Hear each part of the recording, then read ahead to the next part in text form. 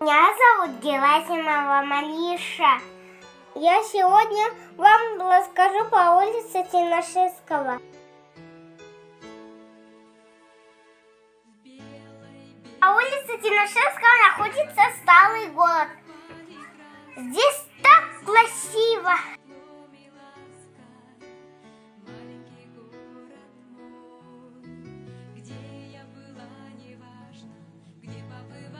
Вечный огонь.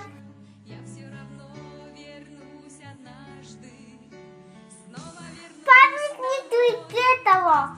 Монумент дружбы.